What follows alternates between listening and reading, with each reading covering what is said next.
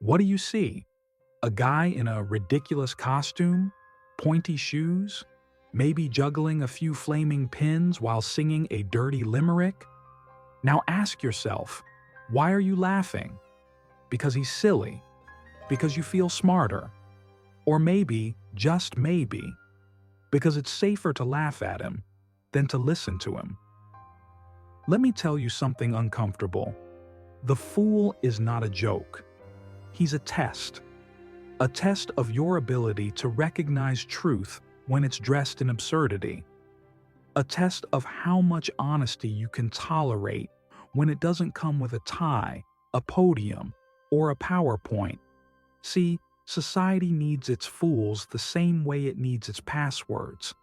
Complicated, annoying, but absolutely essential. The fool is the last honest voice in a room full of people lying to themselves. He's chaos with a conscience, a disruptor with a drumstick. And the smile? Oh, the smile's the best part. Because it disarms you. It makes you think, oh, he's harmless. But behind that grin, there's a scalpel. And he's been watching you with your curated life, your filtered truths, your carefully arranged opinions that fit whatever echo chamber you're renting this month. He sees it, and he laughs. Not because it's funny, but because if he doesn't laugh, he'll scream. So here's your warning. This isn't about a character in a fairy tale. This is about you. This is about the society you built, and the fool who keeps it from collapsing. Welcome to the psychology of the fool. Grab a drink. You'll need it. Let's kill a myth right now. The fool isn't stupid. He's not clueless. He's not confused. He's not just trying to be funny. The fool is strategic, surgical, brutally aware. He walks into a room full of powerful people, dressed like a circus reject, and tells the truth right to their faces. And they laugh. That's not weakness. That's not luck. That's power. See, the fool figured out something most people never will. Truth, when delivered straight, gets you killed. But wrap it in a joke, and suddenly it's just entertainment. He's the only one in history who could tell the king he's an idiot and get applause. 'Cause everyone thinks it's just a gag. But he knows exactly what he's doing. Think of the court jester. He was often the smartest person in the room. He had to be. You think surviving in a medieval court full of narcissistic monarchs, insecure nobles, and drunk knights was easy. No, he wasn't protected by comedy. He weaponized it. He used laughter as a shield and satire as a sword. A fool with a brain is more dangerous than a genius with a gun, because you never see him coming. And that tradition didn't die with the castles, it just evolved. Fast forward to now, today's fool wears a hoodie instead of a jester's cap. He tells the truth on YouTube, on stage, in 30-second TikToks with bad lighting and a punchline that stings. He's in late-night monologues, sketch shows, memes that go viral because they hit just a little too close to home. He's the guy who says what you're thinking, but wouldn't dare admit it work. And that's the trick. You can't censor him because technically, he's joking. But the impact? Oh, it's real. One meme can destabilize a political narrative. One stand-up set can shift public opinion. One fool can say the thing 1,000 experts were too afraid to say on record. Still think he's harmless? Let me ask you, when was the last time a senator made you think? Now? When was the last time a comedian did? Exactly. And the real danger? Not in what the fool says, but in what he allows others to feel. He creates a space where you can question things, even laugh at them, even laugh at yourself. That's terrifying for the system, because systems don't want self-reflection. They want obedience. They want silence dressed up as agreement. But the fool? He's noise. Glorious, ridiculous, brilliant noise. He disrupts the signal. He ruins the script. And that's why he survives. Because deep down, even the people in charge know. A world without fools is a world one bad decision away from dictatorship. So go ahead, laugh. But be careful who you're laughing at, because chances are they're laughing at you too. Chapter 2. Society's Mirror. Here's the thing no one wants to admit. The fool doesn't exist in a vacuum. He doesn't just show up and start dancing because he's bored. He's a response to us, to our delusions, our contradictions, our beautiful, fragile little lies. He reflects the absurdity we've carefully disguised as normal life. He holds up a mirror, and guess what? It's ugly. And what do we do when we see something ugly? We laugh, because it's easier than saying, "Wow, that's me." Let's talk about modern fools. No, not just comedians. I'm talking about internet jesters, meme lords, Twitter provocateurs, that one weird YouTuber who makes zero sense but somehow always goes viral. These people aren't accidents. They're not fringe.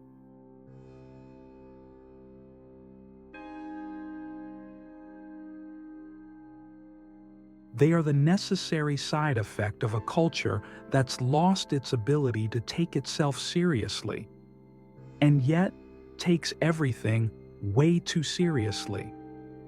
Let me break it down. We live in a world where people write angry essays in Instagram captions, but scroll past genocide updates with a double tap, where billionaires cosplay as saviors while hoarding the Wi-Fi password to the apocalypse, where influencer is a career and honesty is a branding strategy.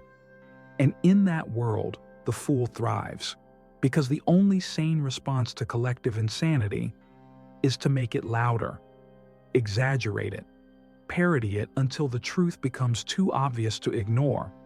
He's not mocking us. He's showing us who we've become. And that's the real trick. The fool doesn't invent chaos. He just performs it better than anyone else. When the world goes mad, the fool becomes the sanest one in the room. Why? Because he stopped pretending. Because he's not clinging to social masks or curated identities. He's embracing the mess and making a masterpiece out of it. Let's get personal for a second. Ever watched a sketch or a stand-up bit or a meme and laughed way too hard, not because it was funny, but because it hit something raw, something you didn't want to admit? That's the mirror cracking. That's the fool doing his job. And it hurts, doesn't it?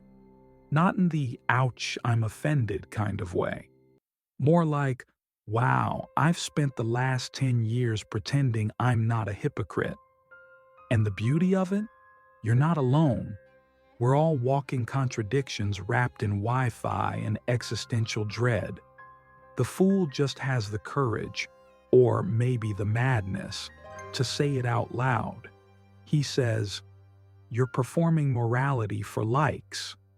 You're buying mindfulness candles while screaming at Uber drivers. You're tweeting about climate change on a phone made in a sweatshop." He doesn't judge you. He just shows you what you look like. And you laugh. Because that's the only way to process it without short-circuiting. But don't get it twisted. The fool doesn't think he's better than you. He's not trying to be righteous. He's just more honest about his chaos. And maybe, just maybe, that's what makes him dangerous. Because he doesn't play the game. He exposes it. He flips the board, draws a mustache on the rule book, and live streams the whole thing with clown makeup and ironic subtitles. You know what's worse than a fool laughing at the world? A fool who stops laughing. A fool who says, "This isn't funny anymore." That's when the mirror shatters. That's when it gets real. But we'll get there. Or how to lie honestly and get a standing ovation. Let's be blunt. Truth is the most dangerous substance on Earth. More dangerous than uranium. More volatile than gasoline. Because once someone hears it, really hears it, they can't unhear it. They can't go back to sleep. But here's the thing. Most people aren't even trying to sleep. They're sedated on comfort, distraction, tribalism, and the endless scroll of nothing important. And then, somewhere between an unskippable ad and a video of a raccoon stealing a bagel, comes the fool, dropping a line so sharp, so stupidly accurate it cuts through the fog like a clown car full of philosophers. Let's say it louder for the people in the back. Humor is not escape, it's delivery. A well-timed joke isn't a punchline, it's a Trojan horse. It looks innocent. It sounds like nonsense. But inside is a truth so raw, so untouchable, that it had to be snuck in under the radar, disguised as entertainment. Because when you say something serious, people put up shields. Who are you to tell me that? What's your source? You sound aggressive. You're too emotional.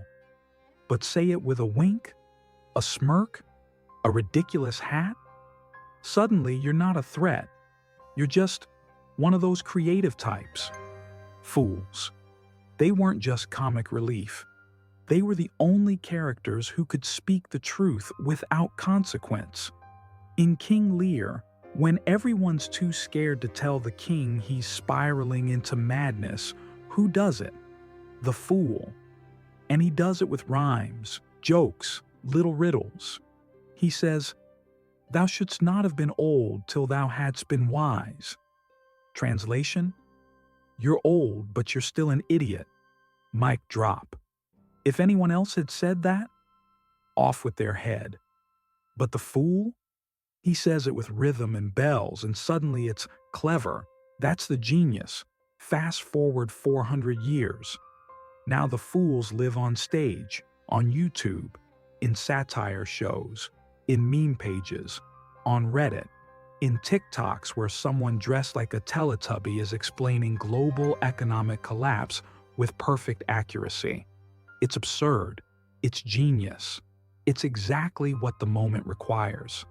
Because let's be honest, we live in an age of performative everything. Performative activism, performative outrage, performative grief, performative morality wrapped in cute fonts and carousel posts. And what's the only thing that cuts through it? Performative truth, which is just another way to say the fool's method.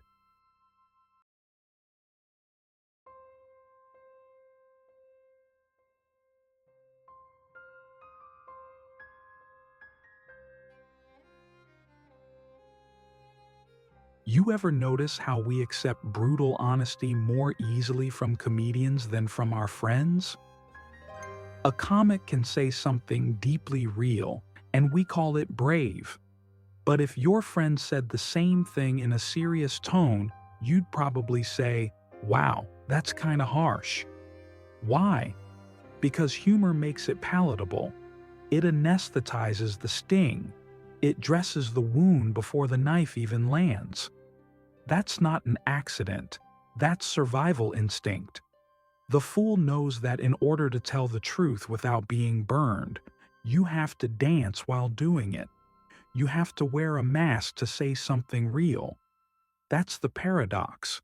Only by pretending to lie can the fool tell the truth. Let's talk about culture for a second. There are truths that, if said openly, will get you canceled, exiled, or digitally executed. Not because they're false, but because they're inconvenient. Because they don't serve a narrative, or worse, they expose one. And so what do? We meme it, we skit it, we turn it into a bit, or a sketch, or a podcast moment. We laugh. But that laughter, that's not just ha-ha. It's thank you for saying it so I don't have to. It's relief. The fool is the mouthpiece for the thoughts you're not ready to own. He's the court stenographer of your subconscious. Here's the scary part. Most people don't even realize what they've agreed with. They laugh at a joke about how everyone's pretending to care while secretly scrolling. They repost a bit mocking influencer spirituality while sipping their $14 moon water. They clap for the comic who dismantles capitalism while wearing a logo worth more than their rent. And the fool? He lets it slide. Because he knows they're not ready yet. But they heard it. And the seed is planted. Let's go deeper. Humor doesn't just deliver truth, it protects it. Because in a time where saying the wrong thing can get you exiled, the fool becomes a sanctuary. He can say what others can't, not because he has permission, but because no one thinks he matters enough to silence. Until he does. That's the turning point. When the fool stops being cute, when people stop laughing, that's when they realize, wait, is he serious? And the answer is always, yes, he always was. You just didn't listen until it hurt. So what are we left with? A world where truth needs to be camouflaged, where honesty is considered aggression, where satire is the last form of journalism. And the fool? He's the last honest man. In a room full of professional liars, casual hypocrites, and algorithmic propaganda, he's not here to make you feel good. He's here to make you feel, even if it's uncomfortable, even if it ruins brunch, especially if it ruins brunch. Because real truth? It doesn't come in polite packages. It comes with a horn, a slapstick, and a punchline that hits like a freight train. And if you're lucky, you'll laugh just long enough to realize he was talking about you all along. Or how history's joke became the last prophet lets time travel. Forget the smartphone, forget the Wi-Fi, forget the daily dopamine drip of likes and virtue signaling. We're going back, way back, to the castles, the courts, the plagues, the times when kings wore gold and peasants wore dirt, when truth got you beheaded and silence got you sainted, and in the middle of all that, a man in bells, a hunchback with a grin, a fool. Sounds ridiculous, right? But guess what? He was the only one allowed to speak freely. Why? Because he was harmless. Because he was just joking. Because if the fool said, "Your Majesty, you're acting like a spoiled man-child drunk on your own reflection," everyone could laugh, but the message still landed. He was the original whistleblower, wrapped in motley, armed with puns, and immune to consequence. And here's the twisted beauty of it all. The lower he bowed, the higher he struck. He didn't sit at the head of the table. He crawled under it and whispered truths that thundered louder than 1,000 courtiers begging for favor. He danced, he stumbled, he juggled. But what he was really juggling? Power, ego, and truth. Fast forward a few centuries. The throne is gone. The kingdom's now a screen. But the court? Oh, it's still here. We call it Hollywood. We call it politics. We call it Twitter. And guess what? The fool never left. He just rebranded. Now he wears sneakers instead of bells. He's got a mic, not a marotte.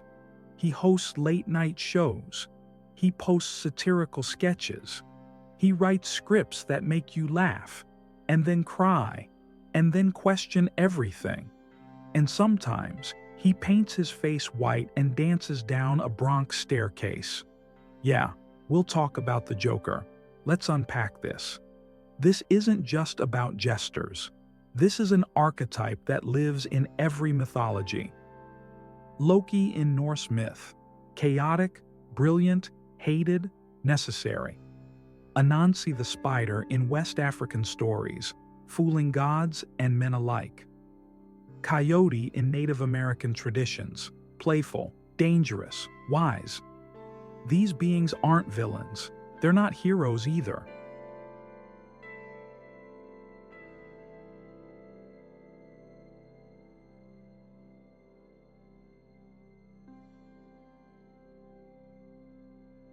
They're the divine disruptors, tearing down illusions, mocking authority, throwing chaos into stale order. They're not evil. They're the reset button. Every society builds systems, and every system builds lies. That's where the trickster comes in, to tear it all down and laugh while doing it. Now let's trace the line from the court fool to our screens. Shakespeare gave his fools more wisdom than kings. Charlie Chaplin turned slapstick into political commentary. Richard Pryor turned personal trauma into national therapy. George Carlin weaponized language to dismantle the absurdity of America. Sacha Baron Cohen used comedy as undercover journalism. Bo Burnham gave us anxiety attacks set to catchy piano tunes. And the Joker? Well, he reminded us that madness is sometimes the only rational reaction to a sick world. Notice the pattern? The fool always adapts. He wears what the time demands. In a world addicted to performance, he becomes the meta-commentary.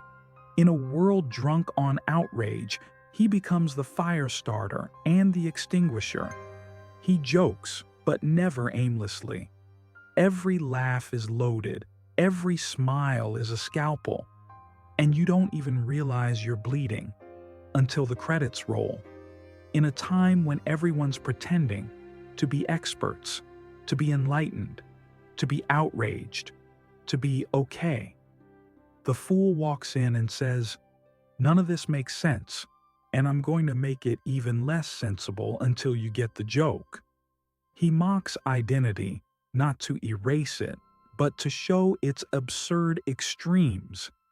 He mocks politics, not to pick a side, but to show that maybe the whole board is rigged. He mocks himself because he knows he's complicit too. And that's the final piece of the archetype. The fool isn't just above it all. He's part of the madness. He's not judging you from a pedestal. He's rolling in the mud with you, making jokes about how ridiculous it is that we're all in this mess, and still pretending we're not. That's why he survives. Because he's honest enough to admit his own hypocrisy. And in a world built on filters, brands, and delusions of moral superiority, that kind of honesty is revolutionary. So no, the fool isn't dead. He's not outdated. He's not just a comic. He's a mirror with a mouth. He's the last free voice in a world of scripted monologues. He's the laughing ghost of every truth you were too scared to say out loud. And guess what? He's not going anywhere. Not while there are still empires to mock, ideologies to parody, and people like you still pretending that you're too smart to be fooled. Newsflash: we're all the fool. The only difference is, some of us are still pretending we're not wearing the makeup. Or, why losing your mind might be the first honest thing you ever do. Let's get something out of the way right now. Madness is a word society uses when someone stops playing the game. You stop smiling at the boss's joke? You're grumpy? You question the news? You're a conspiracy theorist. You refuse to pretend everything's okay? You're unstable. And if you dare to laugh at the absurdity of it all, not politely, not safely, but fully, wildly from the gut, then congratulations.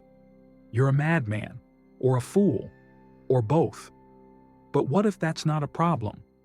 What if that's the first step to waking up? You see, there's a secret that everyone knows but no one says. Normal is a performance. It's a mask worn so long we've mistaken it for a face. Hi, how are you? Fine. Always. No matter what. Even when your insides feel like a junkyard on fire. Because fine is the script, and we are all very good actors. And then someone walks in, completely off script. They say the wrong thing. They laugh too loud. They cry at the grocery store.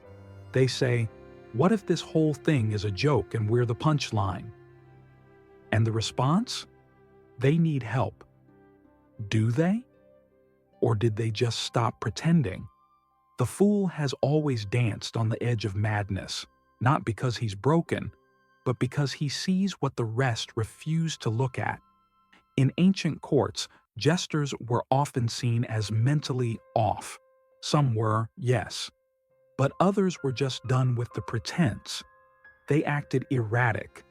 They mocked sacred things. They turned power into parody and tragedy into toys. Not because they didn't understand the seriousness of the world, but because they understood it too well. They knew that the world is often so absurd, so cruel, so hypocritical, that the only sane response is to laugh like a maniac and keep juggling flaming torches. Let's talk about Joker. Not the one with the flower that squirts acid, the one in the mirror. Joaquin Phoenix's Joker wasn't scary because he was evil. He was terrifying because he was honest. He stopped pretending, stopped smiling when hurt, stopped trying to fit into a world that only accepts you when you're useful and quiet. He descended into madness, and in that madness found a kind of twisted, brutal clarity. Now, I'm not saying go full Joker. Don't start arson just because society sucks.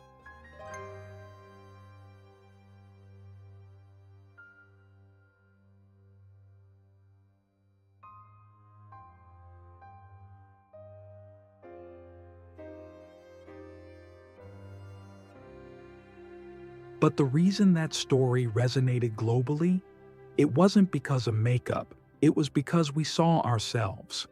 One paycheck, one humiliation, one heartbreak away from cracking two. And that's where the fool walks the tightrope. He's not insane. He's not sane either. He's something else entirely. A being who sees that the world itself is already mad. Mad with ego. Mad with fear. Mad with greed. Mad with the worship of appearance over reality. And instead of fighting that madness with more madness, the fool dances with it. He puts it on like a costume. He turns it into a mask, a sketch, a story. He mirrors it back to us. Exaggerated, yes, but true. Too true. And we laugh. And that laugh? That's the crack in the dam. That's the moment when your carefully constructed illusion wobbles. Just a bit. But sometimes, a wobble is all it takes to bring the whole thing down. Because here's the irony. In a world gone mad, the madman is the only one who makes sense. Nietzsche said it. Ginsberg screamed it. Van Gogh painted it. Kaufman performed it. Robin Williams lived it. The ones who go too deep into pain, into beauty, into meaning, they start to look strange to the rest of us. They get labeled, marginalized, dismissed, because they've gone beyond the surface. And once you do that, you can't go back. The fool knows this, and he chooses not to come back. He'd rather spin in circles on the edge of reason, with bells on his hat and fire in his eyes, than live one more day pretending that everything is fine. Because it's not. Here's the final twist. Maybe madness isn't something to fear.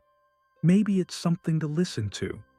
Because the part of you that feels out of place, that laughs at funerals, that screams in traffic, that wants to burn the whole script and start over, that part isn't broken. That part is honest. It's the fool in you, banging on the inside of your skull, begging to be let out before the mask hardens into your face. So go ahead, laugh at the wrong moment, ask the dangerous question, admit you don't believe in this whole charade, cry when you should smile when you should scream. Let them call you mad. Because if the world is sick, then sanity is just complicity. And the fool? He's not sick. He's just done playing doctor in a hospital full of liars. Or, why the fool is the most spiritual person in the room. Here's a question for you. What if the fool isn't just the one who makes you laugh? What if he's also the one who leads you through the darkness? Hold on. Don't roll your eyes just yet. I'm not talking about some good vibes only kind of spiritual nonsense. I'm talking about the fool as the ultimate shaman, the keeper of truths too dangerous to say, and the one who sees both the light and the shadows, not as some half-baked comic relief, but as the conduit between the sacred and the profane. Let's break it down. Across history and culture, we see this repeating theme. The clown, the jester, the trickster. They aren't just idiots in funny clothes. They're the ones who have access to realms that the rest of us can't even comprehend. They're in between. They laugh at the things we're too scared to laugh at. They see through the illusions we've carefully built for ourselves. In many indigenous cultures, the fool isn't a fool at all. He's the shaman, the medicine man, the priest, the guide. He doesn't just heal with herbs or potions. He heals with laughter. He heals with absurdity. He heals by pulling you into the chaos so you can see it for what it truly is. Think of the sacred clowns in Native American traditions. They wear costumes that mock the world's structures because they don't believe in those structures. They know that the world is a giant game, and the best way to make sense of it is to step outside of it, to laugh at it. They know the world isn't broken. It's just a joke. And to fix it, you need to laugh loud enough to shatter the illusion. In Hinduism, there's a god named Lord Krishna, one of the most revered deities in the pantheon. What you might not know is that Krishna often takes on the persona of a fool, a playful trickster who dances and teases, who's carefree and mischievous. But beneath the surface of his jokes and playful acts, Krishna embodies the divine truth. He's the eternal witness, the timeless consciousness. And his foolishness? That's just the way he transmits the deepest truths about the universe.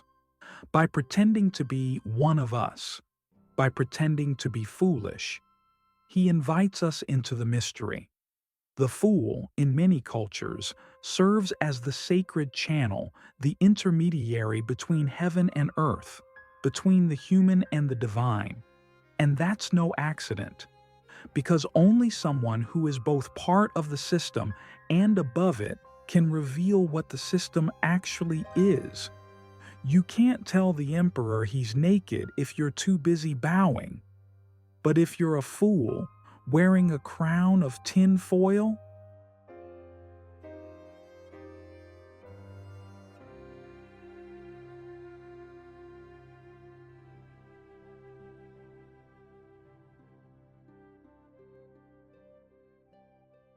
well, you can walk right up to him and say, "Your nakedness is so obvious, even the trees can see it." The emperor will laugh. The court will laugh. And then, just for a second, they'll all stop pretending. In African traditions, especially in West Africa, the trickster figures like Anansi the spider serve as more than just storytellers. They are wisdom keepers. They embody the paradox. They are both foolish and wise, both weak and strong, both human and godly.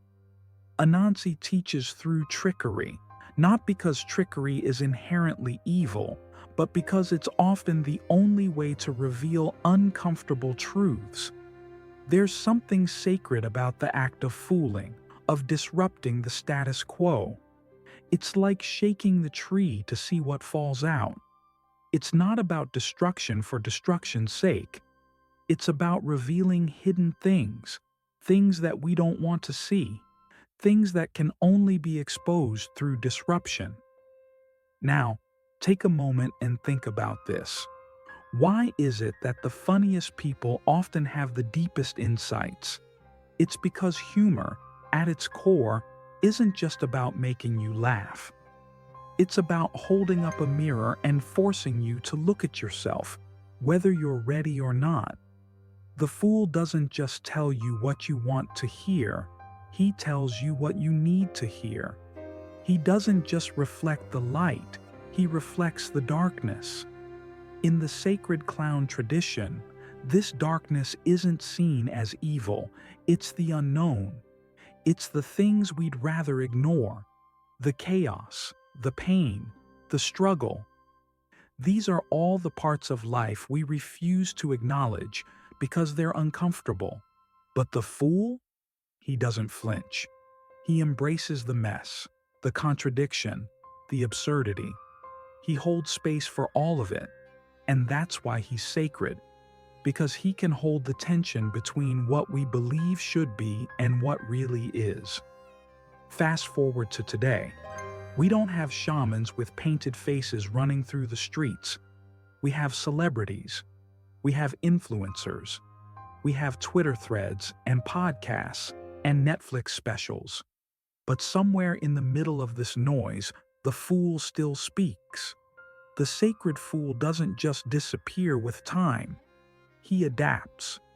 In the modern world, the fool doesn't wear bells and a floppy hat, but he still wears truth. And maybe it's through dark humor.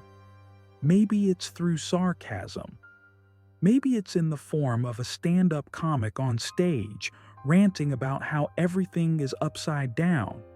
And yes, maybe it's in the form of the satirist, someone who can look at the sacred cows of politics, religion, culture, and slam them down with a single line.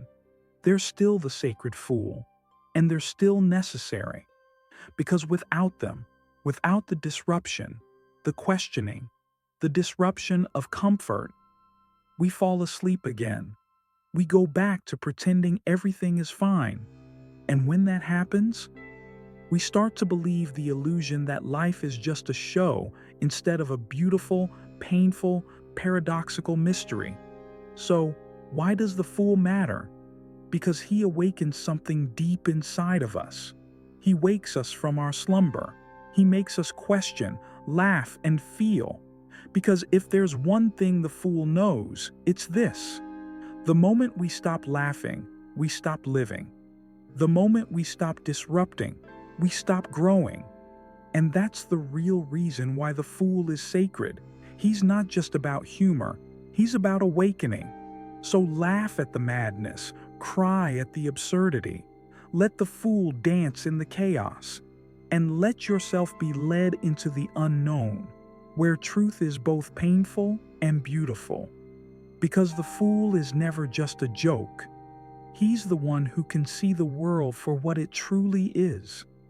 And he's the one who can help us see it too. It loves silence. It thrives in the shadows. It flourishes when we're too distracted to see it. And then in walks the fool, laughing, poking, prodding, exposing, and suddenly the emperor is naked. Suddenly, the walls around us are cracked open, and we can see everything that was hidden. So here's the thing that no one tells you. The fool is the most dangerous rebel, not because he fights with swords or bombs, but because he fights with laughter, with irony, with mockery. The fool doesn't need to win a battle. He doesn't need to topple governments. He only needs to make the powerful uncomfortable. He only needs to expose the absurdity of their rules, their laws, their systems of control. In a world where everyone plays the game, the fool doesn't play at all. And that is what makes him so dangerous. Because by not playing, he's already won.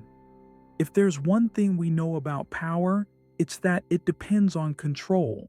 Control over information, control over the narrative, control over how we think, what we do, who we love, who we hate.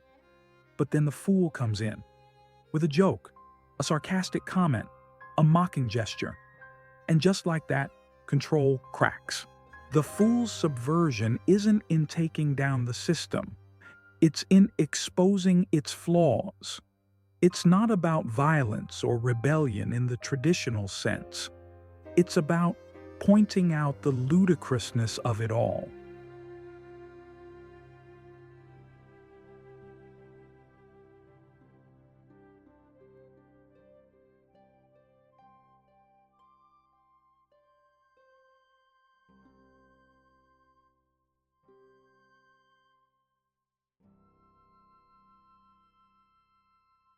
Look at the greatest revolutions in history: the French Revolution, the Russian Revolution, the American Revolution.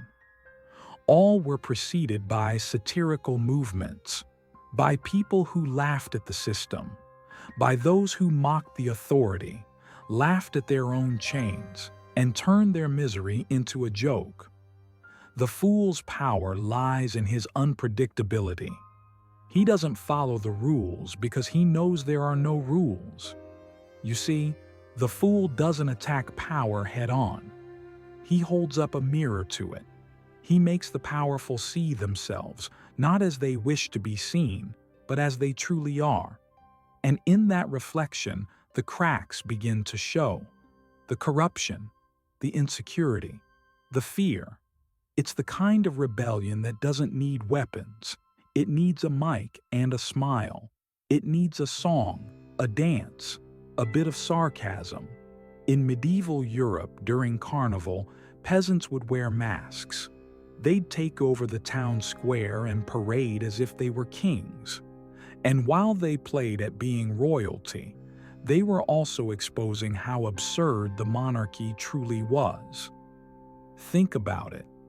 The most powerful people in society were mocked by the lowest classes. It's not that the peasants were naive. They were simply too smart for their own good. They could see the world for what it was, a grand performance. The fool, in this sense, becomes the shatterer of illusions.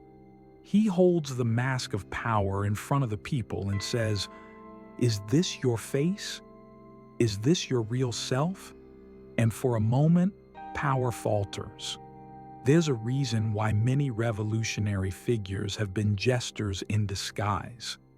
Think of the role of the fool in the courts of kings and queens. They had a unique privilege. They could speak truth to power without fear of punishment. Why? Because they were the court jesters.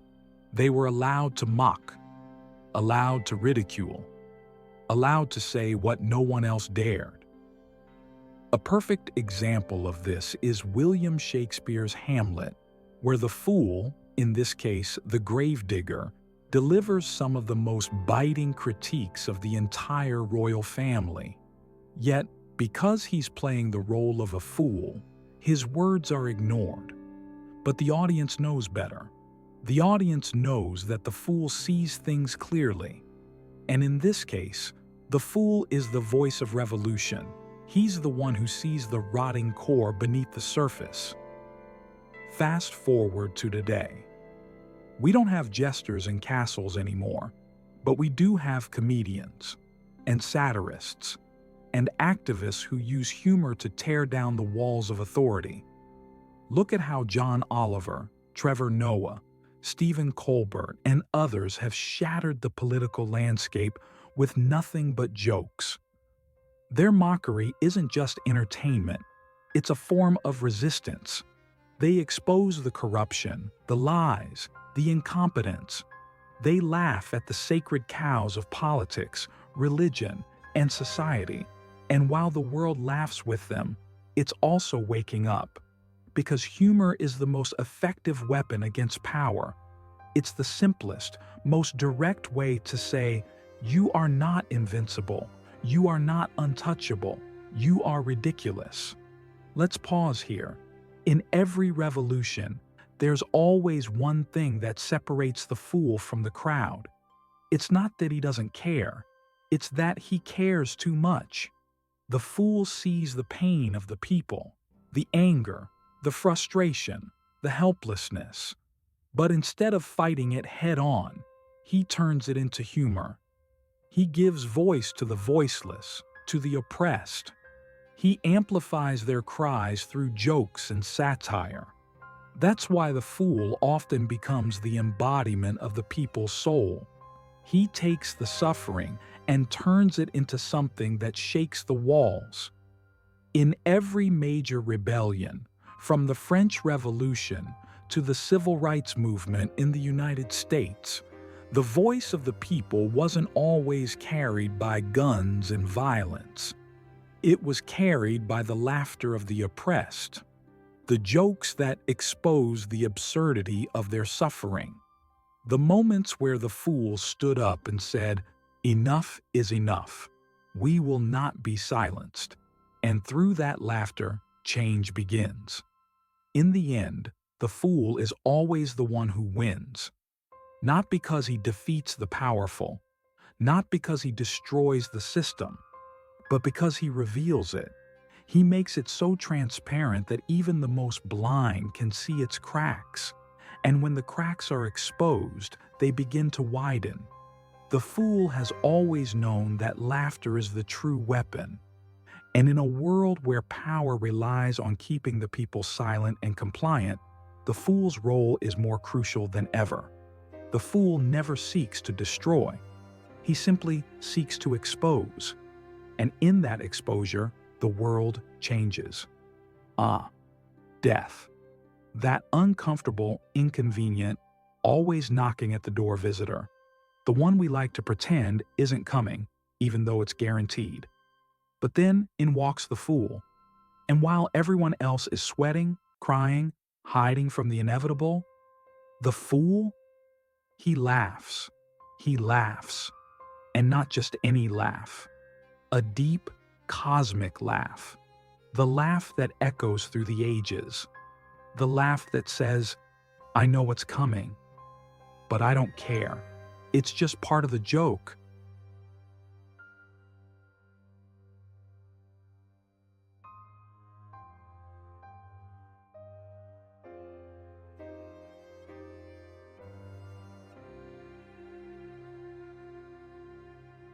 Here's the thing you probably didn't expect. The fool isn't afraid of death. Why? Because he knows that death, like everything else in this world, is a construct, a part of the game. In many ancient cultures, death wasn't something to fear. It was simply a transition, a passing through a door that no one can avoid, but which everyone must eventually walk through. And the fool? The fool laughs at the door. He stands there, staring at the abyss, and says, "Is this all you've got? Seriously? A big black hole that swallows me up? Well, good luck. I'm not scared."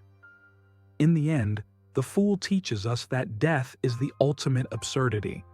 It's the punchline to the cosmic joke, and he's the only one who understands it. Let's take this a step further.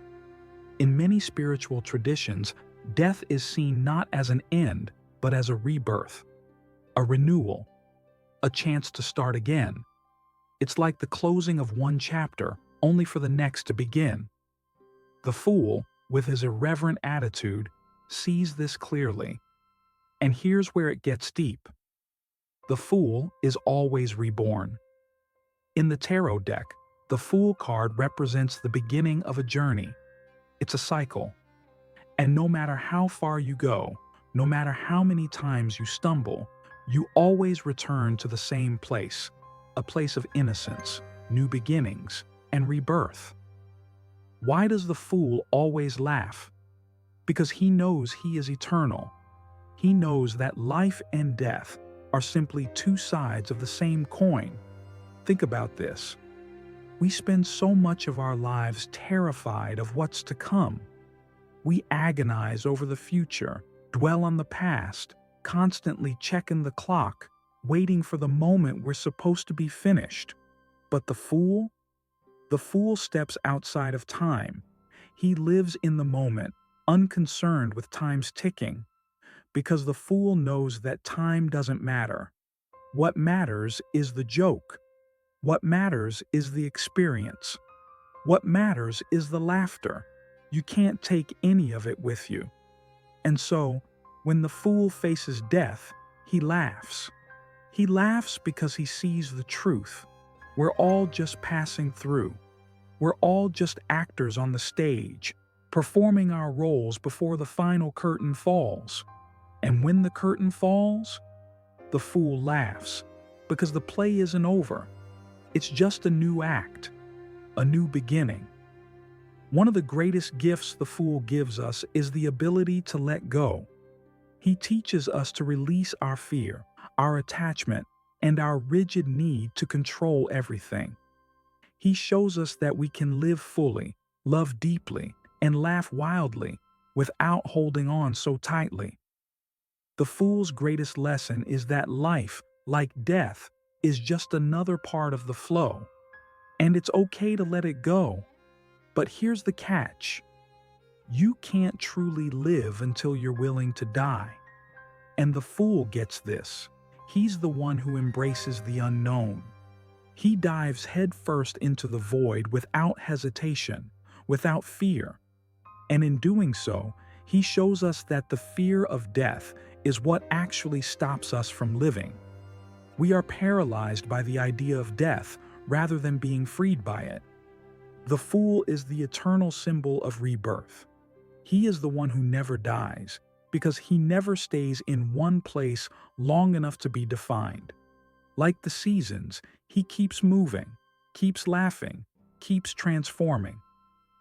In ancient Greece, there was a festival dedicated to the god Dionysus, the god of wine, madness, and transformation. The satyrs, the half-human, half-animal figures, would play the role of the fool in these festivals. They would engage in wild, chaotic performances, dancing, drinking, and laughing at the sacred and the profane alike. These performances weren't just for fun, they were rituals of death and rebirth. They celebrated the idea that life is cyclical, that we are always transforming. And at the center of this transformation was the fool, the one who held the key to both death and life. In every great tradition, the fool is associated with transcendence. He is beyond life and death. He lives in both worlds, yet he doesn't belong to either. He is free. When we look at the fool, we're looking at the eternal spirit, the part of us that is undying. The fool laughs at death because he understands that in the end, there is no death. There is only transformation. In Eastern philosophies, particularly in Buddhism, death is seen as just one more step in the cycle of reincarnation. The fool, in this sense, is not a clown or a jester. He is the Buddha, the enlightened being who is broken free from the chains of life and death. He laughs at the wheel of karma because he understands it. He is beyond it. At the end of the day, the fool is the one who laughs at life's greatest paradox, that death is inevitable, but it isn't the end. That suffering is real, but it is also part of the great cosmic joke. That we are all temporary, but our spirits are eternal. The fool laughs because he knows something we don't. Life and death are two sides of the same coin.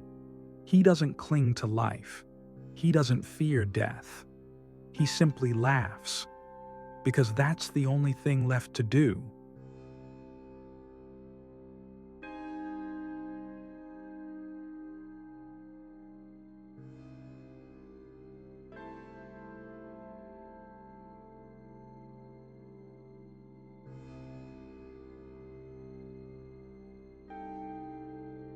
The fool's laughter is the ultimate rebellion.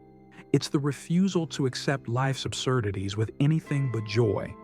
And in this joy, in this rebirth, we find the deepest truth. We are all eternal. We are all fools. And that's the greatest gift of all. Or, when the fool knows more than the philosopher. What if I told you that the most profound truths are hidden in laughter? What if the deepest wisdom is wrapped up in the most absurd, ridiculous, childish gestures and jokes? It sounds insane, doesn't it? But here's the twist. The fool knows something the rest of us don't.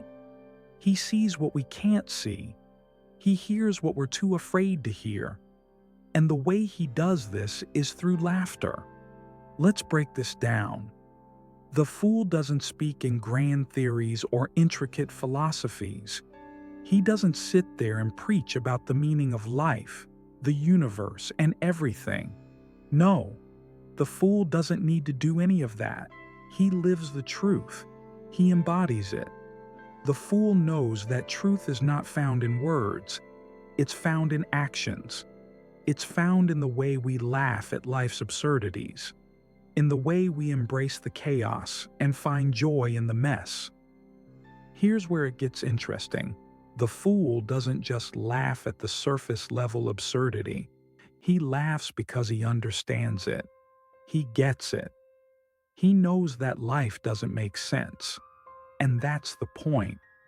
That's the wisdom. It's funny how we live in a world that tries so hard to organize everything.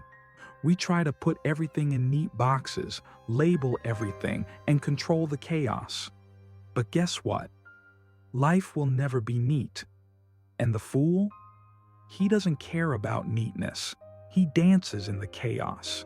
He laughs at the unpredictability of it all, and he finds freedom in that unpredictability. Look at the clown at the circus.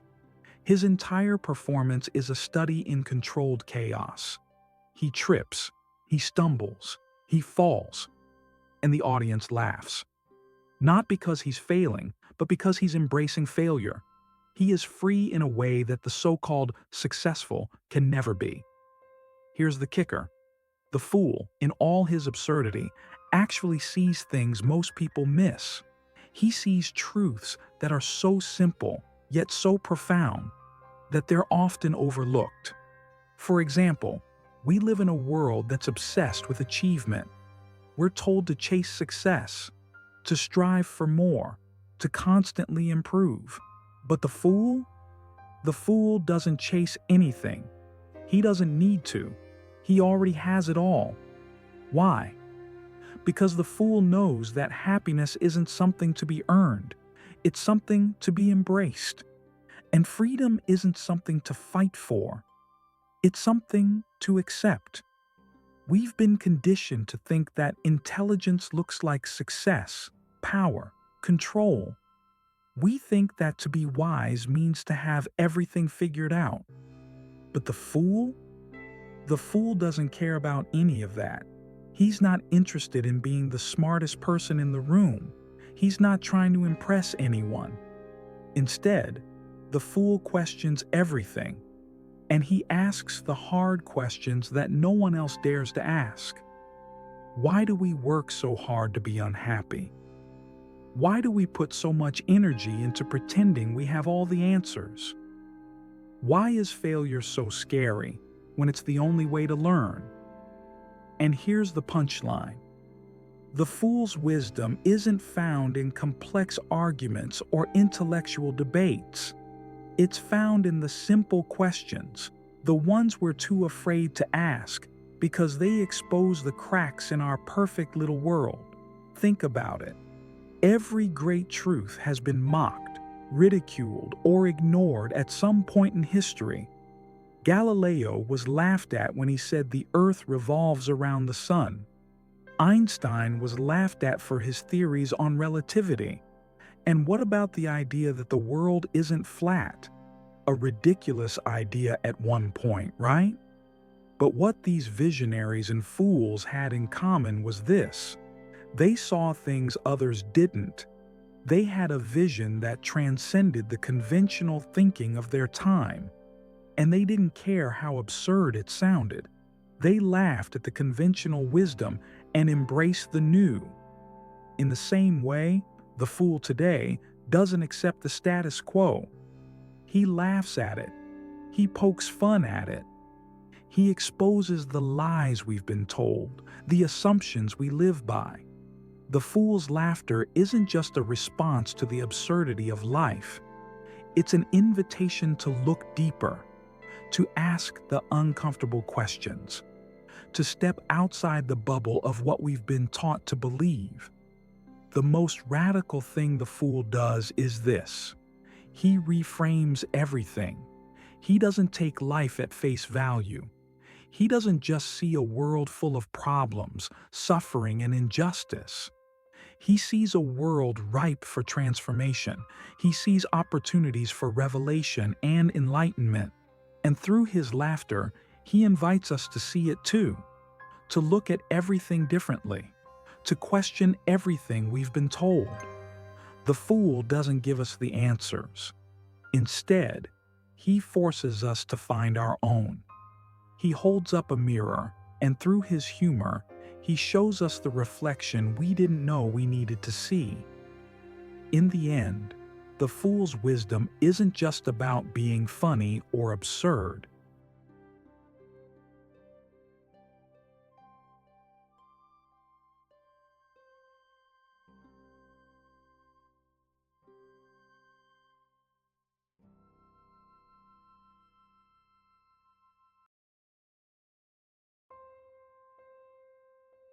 It's about finding the truth, the real, unfiltered truth that lies beneath the surface.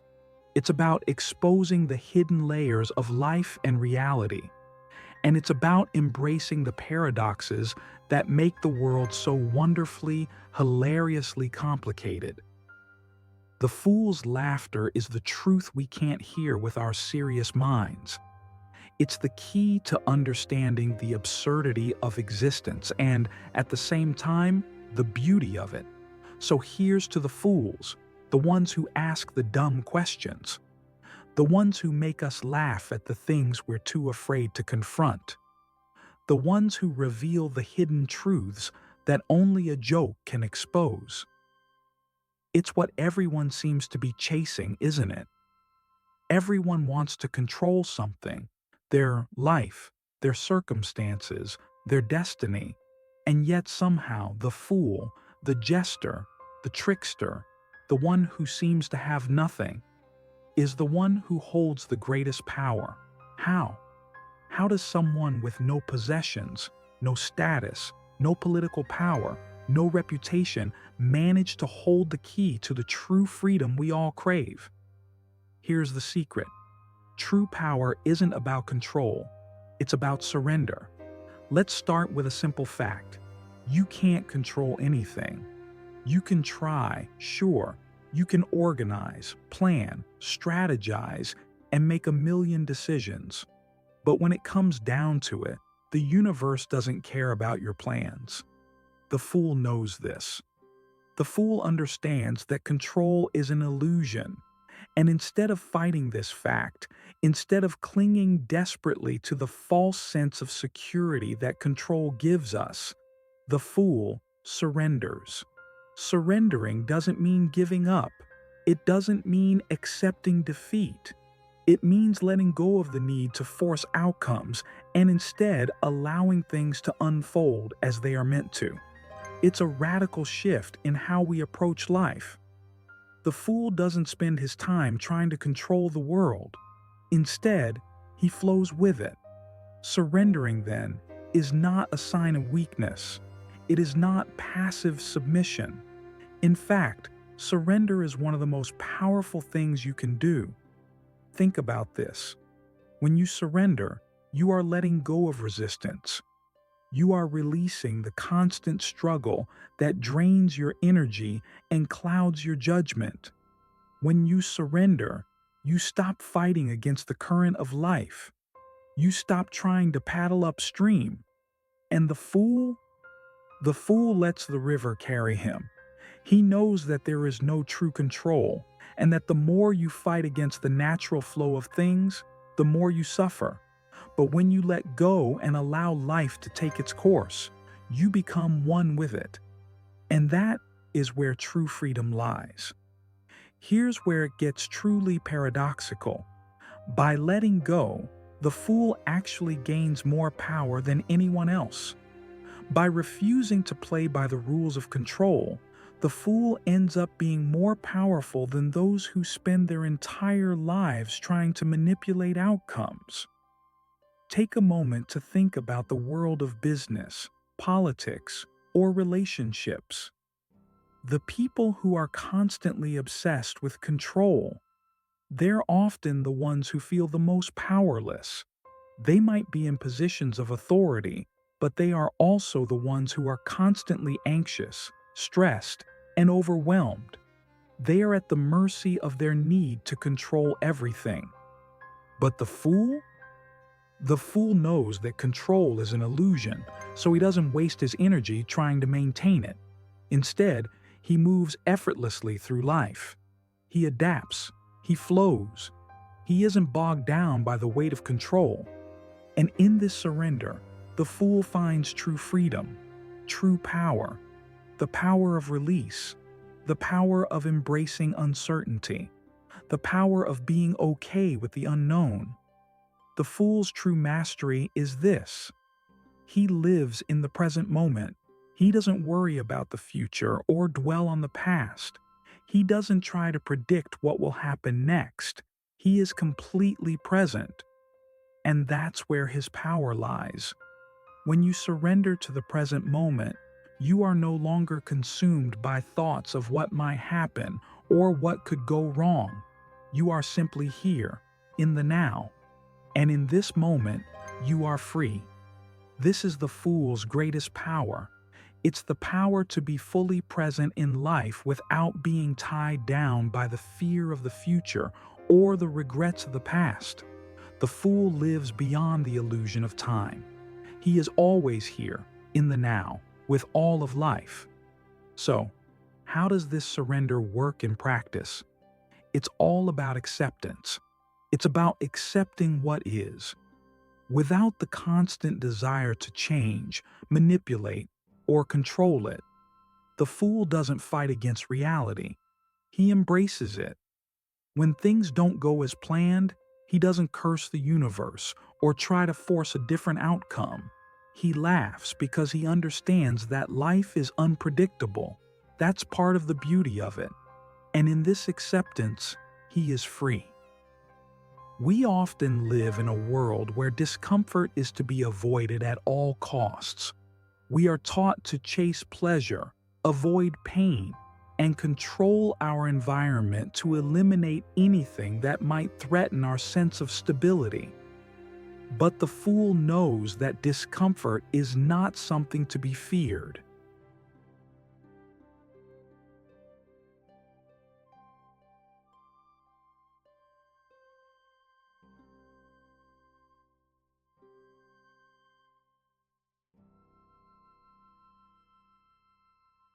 It's something to be welcomed, because growth happens in the discomfort. Transformation happens when you let go of the need for everything to be comfortable and predictable. To truly live, you must be willing to step into the unknown. The fool teaches us that the unknown is where all the magic happens. It's where the real adventures begin. It's where life becomes alive. The fool does not shy away from uncertainty. He embraces it. He moves through it with the confidence that comes from knowing that there is no such thing as failure, only growth. And in that uncertainty, in that unpredictability, the fool finds his power. So what's the fool's ultimate secret? The fool's secret is this: surrender is the key to true power. Power doesn't come from domination, from control, from manipulation. It doesn't come from trying to hold on to everything tightly. Power comes from releasing, from letting go. The fool, in his surrender, becomes more powerful than those who cling to control. He is free to experience life in its fullest, most vibrant form. He is not constrained by fear or expectations. He is simply alive. You ever feel like you've been here before? Like the same situation keeps happening over and over, and no matter what you do, it keeps coming back to bite you? Guess what? You're not alone. That's life. And that's the fool's journey. Life is an endless loop, an infinite cycle of death and rebirth, of loss and renewal, of endings that lead to new beginnings. The fool understands this better than anyone else. He doesn't try to break the cycle. Instead, he embraces it. But what does this mean? What does it mean to understand life as a cycle, a loop that seems to go on forever? It's funny, isn't it? We spend so much of our time trying to avoid repetition, trying to break free from the patterns that trap us. We think that once we learn the lesson, once we solve the problem, we're done. We move on. We evolve. We grow. But the truth is, we're always going to face the same challenges. We're always going to find ourselves back at the same crossroads, the same questions, the same choices. Because life isn't a straight line. It's a circle, an endless loop of cycles and recurring patterns. And here's where the fool comes in. He knows that these cycles aren't something to escape from. They're something to embrace. Now you might be thinking, what's so great about cycles? What's so great about endings and rebirths? Well, let's take a look at the cycle of death and rebirth. The fool understands that death isn't something to fear. It's part of the cycle. Every end brings a new beginning. In fact, the fool doesn't just accept this, he celebrates it. He dances with death because he knows that from the ashes of the old comes the opportunity for the new. Without death, there can be no rebirth. Think of it this way. When you cut off the dead branches of a tree, it has the chance to grow new ones. The tree doesn't cry for the branches that are gone. It doesn't mourn the leaves that fall. It simply grows again. We all know what it's like to repeat the same mistakes, right? We say we've learned from the past. We vow never to repeat the same errors, and yet, somehow, we end up doing it again. The fool, however, isn't concerned with this. He understands that repetition is inevitable. But more importantly, he understands that repetition is how we learn. With every cycle, we gain a deeper understanding. With every loop, we become a little wiser. We don't just get stuck in the same place. We get closer to the truth. We get closer to growth.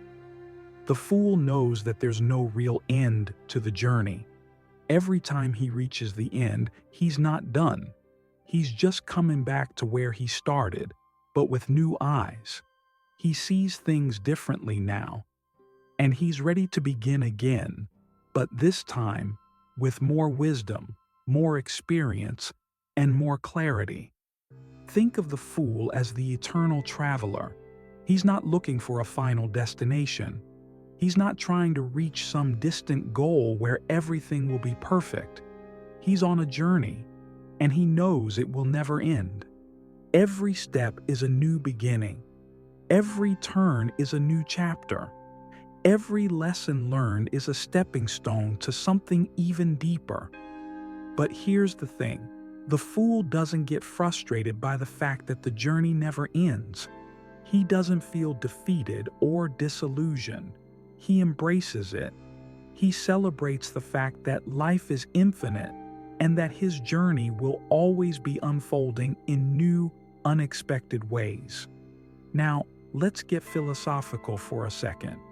We've been conditioned to think that life is about linear progress. We're told that we should be moving forward, always improving, always striving for more. But the fool doesn't play that game. The fool knows that time is a construct, a social illusion. Time doesn't move in a straight line, and neither does life. The fool isn't concerned with how many steps ahead he is. He's not focused on the finish line.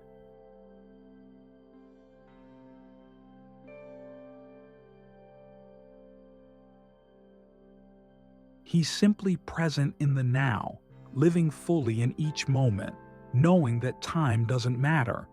He knows that it's not about getting somewhere. It's about experiencing the journey as it unfolds. So, how does the fool master the cycle? How does he break free from the endless loop of life? The secret lies in acceptance. The fool doesn't fight against the cycles. He surrenders to them. He understands that life is not about control, but about flowing with what comes. He doesn't resist. He doesn't struggle. He embraces everything, the endings, the beginnings, the pain, the joy, the failures, the victories. He knows that each cycle is an opportunity. Each time around, he grows, he evolves, and he becomes more of who he truly is. And in this, the fool finds his power, not by escaping the cycle, but by embracing it fully. Here's the paradox. The more the fool surrenders to the infinite loop, the more free he becomes. The more he lets go of the need to control, the more he is liberated. Because when you stop trying to control the cycle, you realize that you are part of it. You're not separate from it. You're not stuck in it. You are the flow. The fool understands this better than anyone else. Freedom isn't about escaping the cycle. It's about becoming one with it. The fool is not just a jester, a clown. The fool is a mirror that reflects back to us everything we refuse to see about ourselves, our society, and the world. And here's the thing, we don't like what we see in that mirror, because the fool doesn't hide the truth. He doesn't sugarcoat reality. He reveals it. He shows us the absurdity of the world in a way that's so stark, so blunt, that we can't help but see it. But we don't want to see it. We want to look away. We want to pretend that everything is fine. We want to stay in our comfortable illusions. But the fool, with his laughter, with his mockery, won't let us. He's the truth teller we need, even if we don't want him. Look into the fool's eyes. What do you see? Do you see your own reflection? Or do you see someone else's? The fool holds up a mirror to society, and we don't like what we see.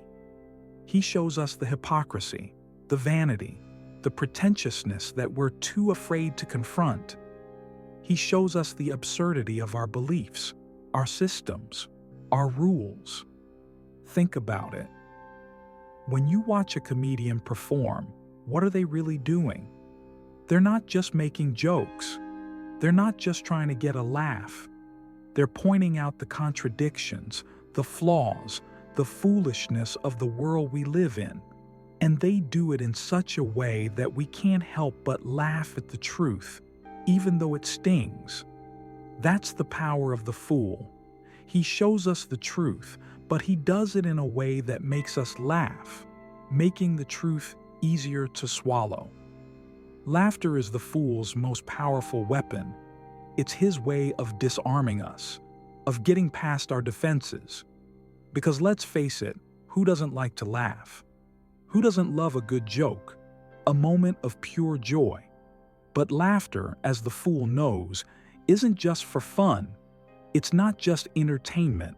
Laughter is a tool, a way to open up the mind, to break down walls, to expose what's been hidden.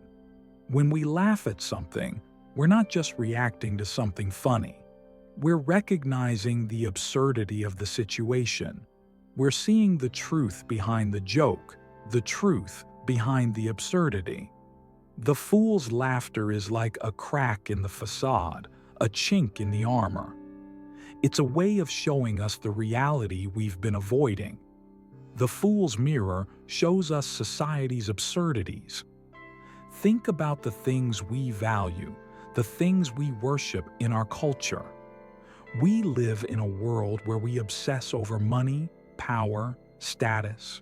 We chase success, but we have no idea what it actually means to be fulfilled.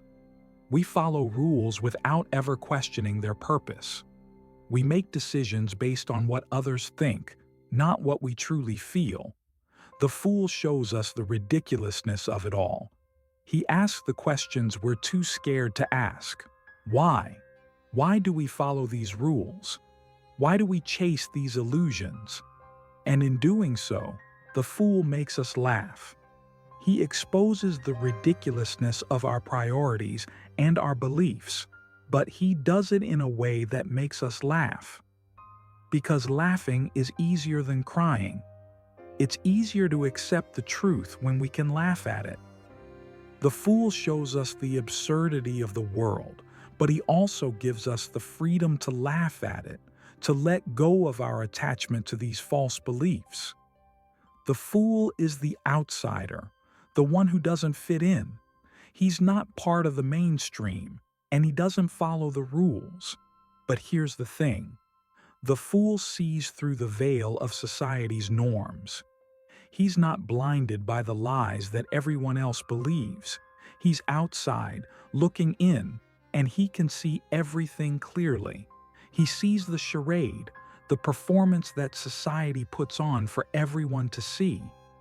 He sees the masks people wear, the roles they play, the personas they construct, and he calls them out. But he doesn't do it with anger or frustration.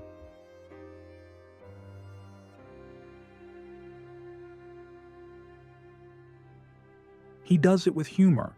He does it with playfulness. He makes us laugh at the absurdity of it all. And in that laughter, he sets us free. So what's the Fool really teaching us? What wisdom does he impart? The Fool's wisdom is simple. The truth is often hidden in the absurd.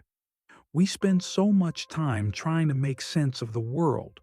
We try to rationalize everything, to explain everything, to make it fit into neat little boxes. We try to understand the meaning of life, the purpose of everything, the reasons behind everything that happens. But the Fool knows something we don't. The world doesn't make sense. And that's okay. The truth isn't always logical. It isn't always straightforward. Sometimes the truth is absurd. The Fool teaches us that we don't need to understand everything. We don't need to rationalize everything. Sometimes we just need to accept the absurdity and laugh at it. In that laughter, we find freedom. In that acceptance, we find peace. The Fool's greatest lesson is this: question everything. Don't take things at face value. Don't just accept the world as it is. Ask the hard questions. Challenge the status quo. Don't be afraid to look at things from a different perspective. The Fool is not afraid to question. He's not afraid to make people uncomfortable with his questions. He's not afraid to point out the things that others would rather ignore. Because the Fool knows that without questioning, there can be no growth. Without disruption, there can be no change. And in his absurdity, in his humor, in his laughter, the Fool reveals the truth we've been ignoring all along. Let's face it, we all love rules. We love order. We love structure. And above all, we love to feel like we're in control. The problem? That control is just an illusion. Because the rules we follow, the social norms, the expectations, the shoulds, they don't actually set us free. They bind us. Now, here's the twist. The Fool, the true liberator, is the one who refuses to play by the rules. He's the outlaw, the rebel, the one who refuses to be confined by the limitations of society. You might think, isn't that dangerous? Doesn't that lead to chaos? Well, Here's the thing. It's only chaotic if you believe the system is the answer. If you believe the rules are what define you. The fool knows that true freedom comes not from following the rules, but from rejecting them entirely. Let's break this down. What are the rules we follow every day? They're invisible, right? We don't even think about them most of the time. We just wake up, go to work, pay bills, and follow the same script we've been handed since childhood. But here's the problem with these rules. They're made up. They're constructed by society to keep us in line, to make us behave the way they want us to behave. And most of the time, we don't even question them. The fool, however, doesn't just question the rules. He rejects them. He refuses to play the game that everyone else is playing. He creates his own rules, ones that make sense to him and only him. He doesn't need approval. He doesn't need permission. He lives by his own code. So, what does this freedom look like? It's not about doing whatever you want, whenever you want. That's not freedom.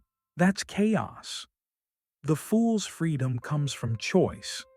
The freedom to choose what feels right, to follow your own path, to live authentically, even if that means going against the grain. It's about living in alignment with your own truth, not the truth someone else has given you.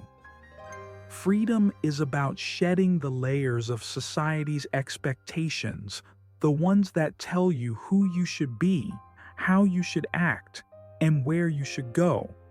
It's about realizing that you are not defined by those rules. The fool shows us that freedom isn't found in compliance. It's found in rejection. You might be thinking, well, if we all acted like fools, society would fall apart, wouldn't it? Here's the kicker. Maybe society needs to fall apart. Maybe we need to break free from the old structures, the old ways of thinking, the old systems that keep us trapped in endless cycles of compliance. Maybe it's time to let the fool show us a new way. The fool's rebellion isn't about destruction for the sake of destruction. It's about creation. It's about building a new reality, one where we live without the constant pressure of rules, expectations, and judgments. It's about letting go of the need to fit in and instead embracing who you truly are. The fool is the ultimate rebel, not because he wants to break everything, but because he wants to build something better. So here's the message. You don't need to follow the rules. You don't need to conform to the expectations of others. You don't need to live your life according to someone else's plan. You need to create your own path. You need to live authentically, speak your truth, and embrace the absurdity of life with all its chaos and complexity.